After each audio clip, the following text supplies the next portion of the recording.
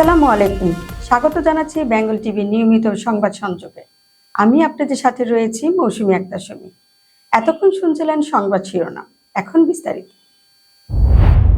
প্রায় 85 বছর যাবৎ আলোকবালী কেরাশায়ের মাজারে নিয়মিত মদ, জুয়া, গাঁজা ও অশ্লীল অঙ্গভঙ্গিতে গান ও নৃত্য পরিবেশন হয়ে আসছে, যার ফলে এলাকায় আইন শৃঙ্খলা পরিস্থিতির চরম অবনতি ঘটেছে। তাই সাম্প্রতিক সময়ে এই মাজারের সকল অনৈতিক কাজ ও গান বাজনা বন্ধ করতে বাধা দিয়ে 7 দফা দাবি উপস্থাপন করেন স্থানীয় উলামায়ে একরাম।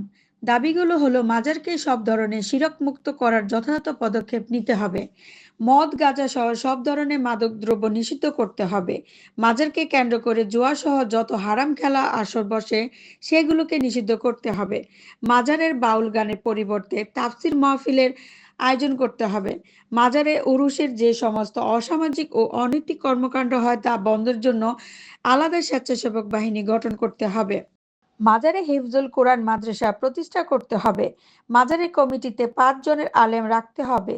এই পরিপ্রেক্ষিতে স্থানীয় নেতৃবৃন্দ ও উলামায়ে কেরামগণের মধ্যে একটি আলোচনা সভা অনুষ্ঠিত হয়। এই আলোচনার সভায় মাজারপন্থী 4 নং দাবি ব্যতীত সকল দাবি মেনে নেন এবং পর্যায়ক্রমে সেই 4 নং দাবি অর্থাৎ মাজারে বাউল গানের পরিবর্তে তাফসির মাহফিলের আয়োজন করতে হবে, এই দাবিটিও মানা হবে বলে প্রতিশ্রুতি দেন। আমরা সকলেই জানি যে আমাদের আলোকবালী ইউনিয়নের সর্বস্তরের উলামায়ে কেরামগণ কেরামত আলী শাহ ওনার মাজার বিষয় নিয়ে বিভিন্ন ধরনের মদ, জুয়া, বিভিন্ন ধরনের গুনাহের কাজকর্ম হয়। এই কারণে আমরা সবাই উলামায়ে কেরাম এক হয়ে আমরা ওই কমিটির কাছে আমরা 7টা দাবি করছিলাম। 7টা দাবির মধ্যে আজকে শাহ আলম চৌধুরী এবং কাইয়ুম সরকার, তারপর আরো যারা নেতৃস্থানীয় লোক আছে সবাই আজকে এখানে আসছিলেন। আমাদের 7টা দাবির মধ্যে 6টা দাবি ওনারা মাইনা নিচ্ছেন। একটা দাবি সেটা হলো যে বাউল গানের যে বিষয়ে ওনারা বলছেন যে এই বছর আমরা 3 দিন করব, সামনের বছর আমরা 1 দিন কমায় করব, 2 দিন, এর পরের বছর 1 দিন, এরপর আমরা ইনশাল্লাহ এটা বন্ধ করে দিব।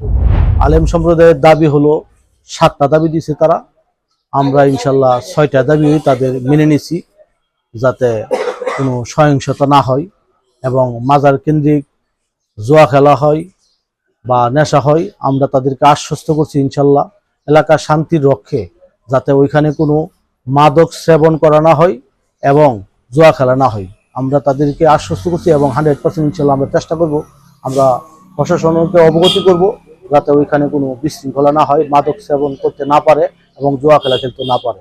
আমরা ইনশাল্লাহ সবাই স্বতঃস্ফূর্তভাবে আমরা আলোকবালী ইউনিয়নের নেতৃবৃন্দ সবাই এখানে উপস্থিত থাকলেই আমরা তাদের কমিটমেন্ট মেনে নিছি যাতে ওইখানে কোনো বিশৃঙ্খলা সৃষ্টি না হয়।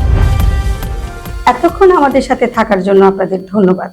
এরকম নতুন নতুন খবর পেতে আমাদের বেঙ্গল টিভির ইউটিউব চ্যানেলটি সাবস্ক্রাইব করুন ও ফেসবুক পেজটি ফলো দিন।